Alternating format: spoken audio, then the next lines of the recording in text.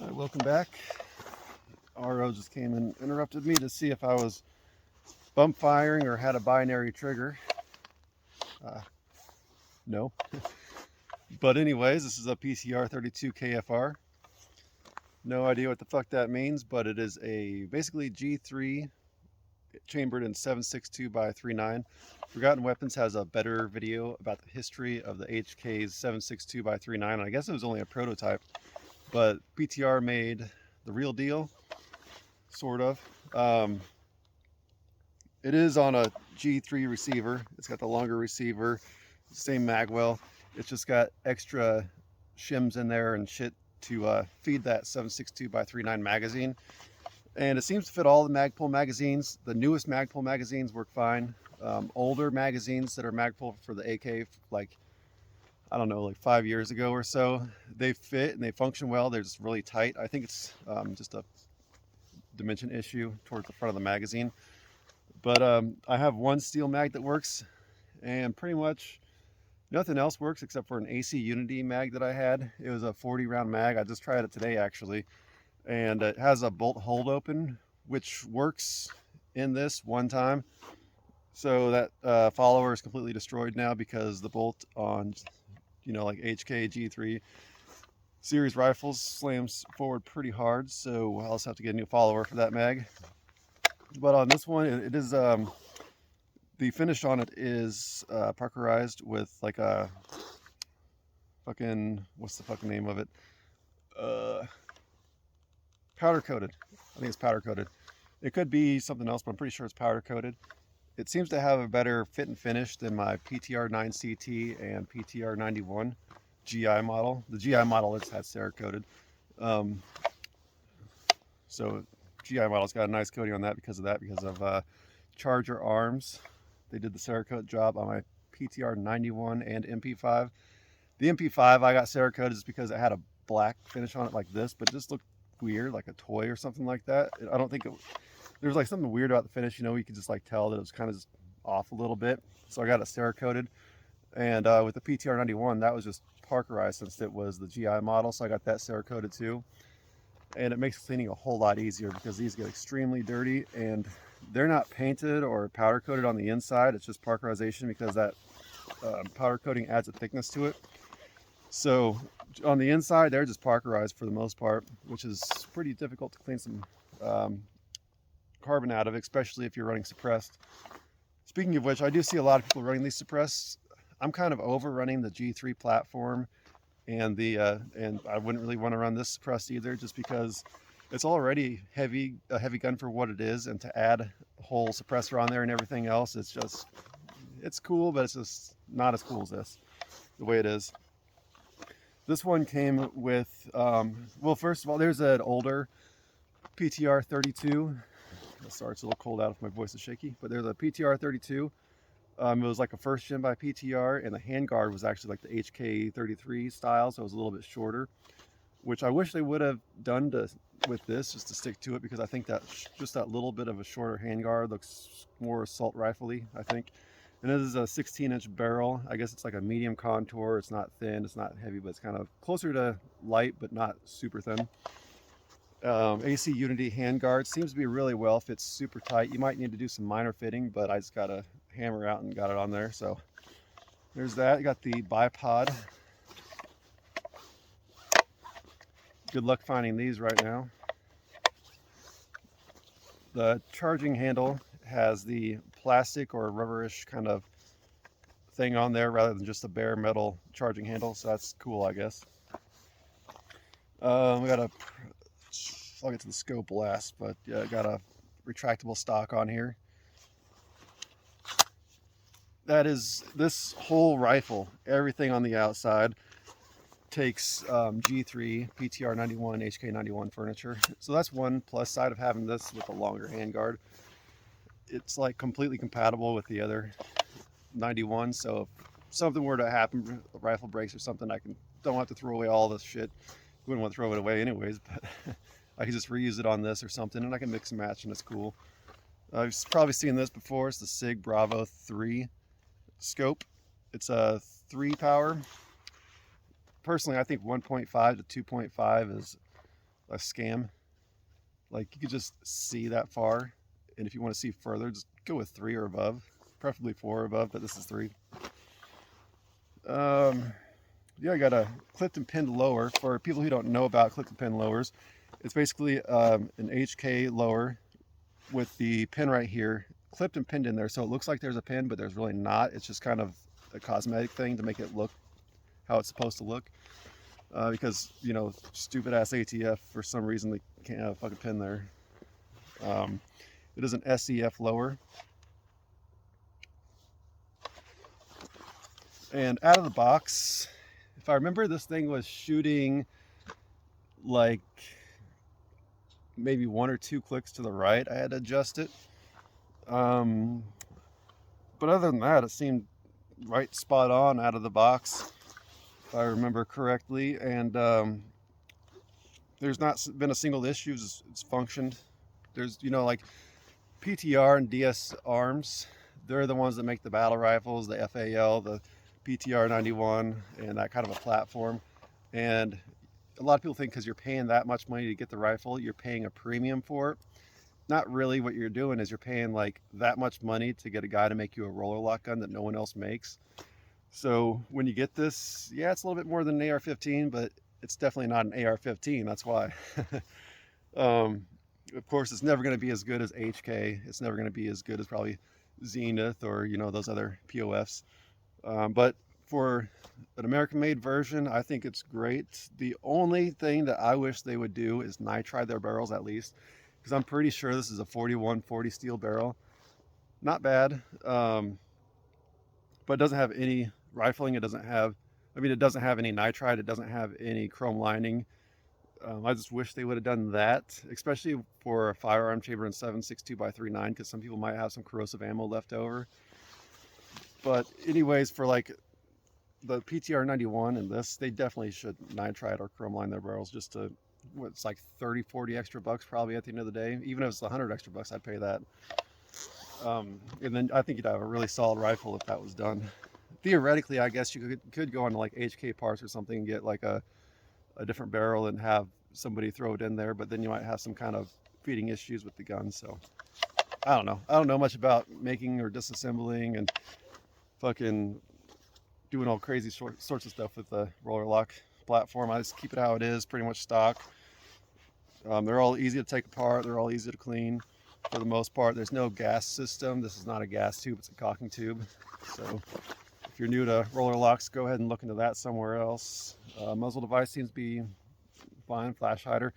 Recoil is not what they say it is. Like some channels would be like, oh, the recoil's so light, it's like less than a, I don't know, 5.4 5x39, and that's bullshit. It recoils like a 7.62x39. It's just a little weird. Like you shoot it, and it's like boom, and then it pops. So it is a really cool recoil sensation. It's like you pull the trigger and then you feel the recoil rather than a sharp recoil all at once. So it kind of feels like a, I don't know, like a jackhammer or something, but just not that violent.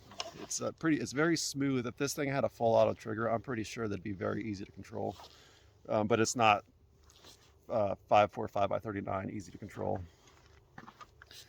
But yeah, that's the rifle. Oh, one last thing is they deleted the mag button. I wish they would have kept it, but whatever. No one's going to use it anyways. Got a magazine release. Yeah. Everything about this rifle seems great. It's really cool to have. However, if you're getting into a 7.62x39 rifle, there's no reason to get this over an AK or anything else, because this is heavier than an AK. It's bulkier than an AK. It's not as easy to like aim and like move around as an AK, but it's not a bad gun at all. I mean, it's more accurate than an AK. That's kind of the only thing it has over it, is that it's a little bit more, the barrel's a little bit better for accuracy. And it's got a solid scope mount on it that'll be more solid than any AK could ever be. So with those two put together, it kind of takes the lead over an AK in my opinion, as an American, because for like hunting and stuff like that, things beyond personal defense, but you could use it for that. But it'd be a good hunting rifle, good target rifle. But if you're just looking for iron sights on 7.62x39, just go with an AK, unless you really like roller locks and stuff like this, because These come out and they dry up quick, so it's always a good investment to get one of these because I think they kind of hold their value a little bit more. As you can see, like even the PTR 91s have gone up in value over the last 5 years. So yeah, I'll try to add in some other clips and get some other views in there and stuff. But yeah, this is the rifle. Completely happy with it. Wouldn't change a thing. So these unmarked ones are my group at 100 yards. Mind you, it's a 3-power scope, and the ammo that I'm using is a random mixture of Tula, Wolf, Silver Bear, and some other things at different weights and grains and hollow points and full metal jackets. So lead tips. I'm shooting a very variety of ammo. Sorry, my lips are fucking frozen right now. But yeah, I think that's pretty good. I mean, I don't know what the fuck I'm shooting, the kinds of ammo or the type I'm shooting. Just 7.62 by 3.9 out of a bucket I'd dump it all into. So 100 yards, I'd say you got a deer gun or something. All right, I got a 12-inch plate down at 100 yards. We'll see how it goes. You probably won't be able to see it, but the ejection on this is completely perfect, always has been. PTR has a pretty crazy break-in period. It's all FUD lore, basically. When I see directions for barrel break-in and it says you have to shoot like 5 rounds clean, shoot 5 rounds clean, and do that whole fucking thing, I just throw that fucking manual away. I've never broken in a barrel the way that any manufacturer's ever said. I've never had a single issue. To me, that's just all FUD lore, and I think if you do enough research, you'll find the same.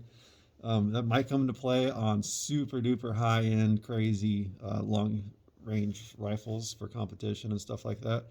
But for like an AR-15, AK, this thing, it's not going to fucking matter at all. It's stupid FUD lore.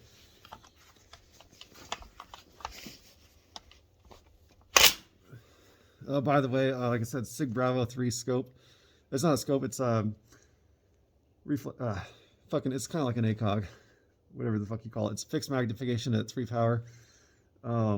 It's got a really good reticle in it, horseshoe with a dot in the middle, and then some lines marking where you're going to hit at how many yards. But I don't think it's going to be worth it for the 7.62 by 3.9, unless you know your holdovers, because it's calibrated for 5.56, 7.62 by 51. All in all, great scope, super strong, super rugged, and it's a little bit heavy, but you could set this thing on concrete and run it over with a tank, and you probably rip the tank tracks right off of it. All right, let's see if I can hit anything.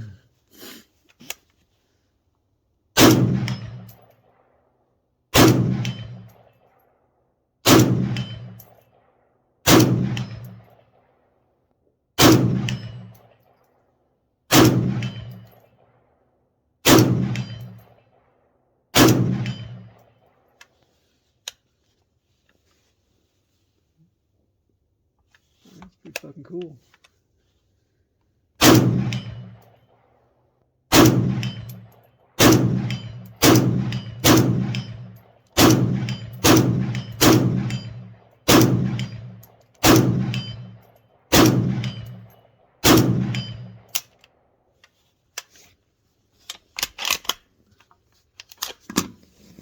The action is really smooth too. If you go from like a G3 to an MP5, you'll notice that on a G3 or PTR 91, it's like, we're trying to pull this thing back.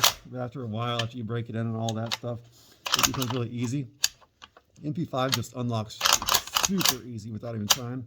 This is kind of closer to the PTR 91, but it's super easy to unlock, super easy to rack and stuff. I know some of the 91s are a little bit difficult, but this is super easy. So, great gun overall. If you're looking at buying one, I don't know if they're available right now. They seem to be available during certain times of the year. PTR seems to be one of those companies that makes a batch, and then people just buy them up really quick after that, and then you just have to wait for a while for another batch to come out. So I'd recommend going on to Atlantic Firearms probably, and if you want a PTR or like a FAL or some kind of cool gun like that, just go on the wait list if it's not available and see if they send you a notification saying it is available. Because when you do kind of steer away from those AR platforms and AK platforms and get into something cool like this too, FAL, G3, doesn't really matter, just something different but cool. It kind of expands your knowledge on firearms and the history of it too. Like, you'll be more into the history of the different kinds of firearms. You'll understand how different firearms all work and the mechanics behind them all, because this is a completely different operating system from an AK or an AR-15. Yeah, super cool. It definitely turns heads when you're at the range.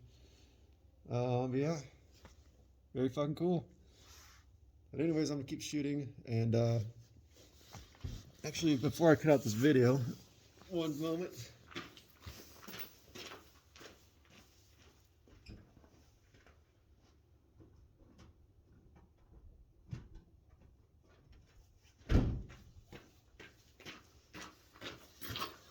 I brought one steel mag. The one steel mag that does fit into it, I think it's I'm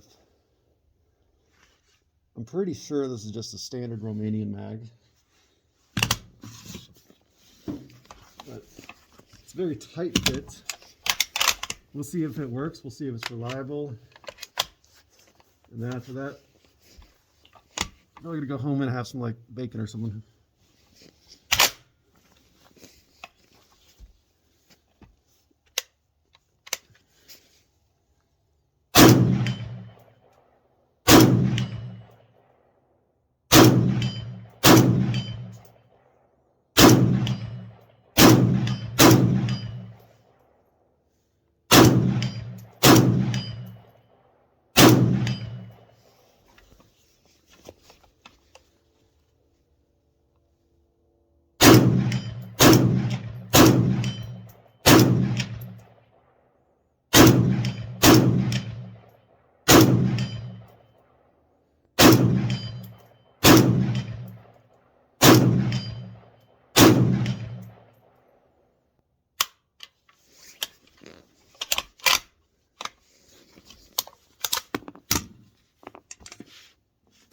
That doesn't surprise me. Some of my Romanian mags don't even work well on my AKs. So, anyways, thanks for enjoying and looking for my first malfunction. Magpul mags, you're good to go. Steel mags, I don't know.